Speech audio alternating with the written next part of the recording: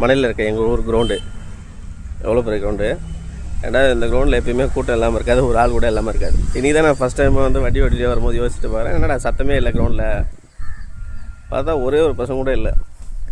விடுமுறை நாட்கள்லாம் வந்துடுச்சுன்னு வச்சிங்களேன், எக்ஸாம் லீவு முடித்த உடனே நாங்கள் பார்த்திங்கன்னா காலையிலேருந்து இங்கே தான் இருப்போம்.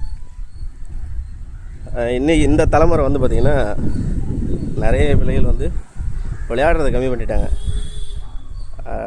80, 90 ஆமாம் 90, 95 பார்த்திங்கன்னா அந்த கிரவுண்டை விட்டு நாங்கள் நகர்ந்ததே கிடையாது. சாப்பாடும் சாப்பிட்டது கிடையாது. எதிரில் இருக்க ஒரு ரஸ்னா வாங்கி குடிச்சிட்டு மோர் ரஸ்னா ஒரு இனிமையான காலங்கள். இன்றைக்கி பார்த்தா கிரவுண்டே எம்டியாக இருக்கிறது பார்த்து எனக்கே வியப்பாக இருக்குது. ஸோ விளையாடுற பிள்ளைகள் வந்து ரொம்ப கம்மியாகிட்டாங்க. சோசியல் மீடியா அந்த மாதிரி தான் அதிகமான ஆட்களாக இருப்பாங்க. இந்த கிரவுண்டில் வந்து பல பிளேயர் வந்து உருவாகியிருக்காங்க.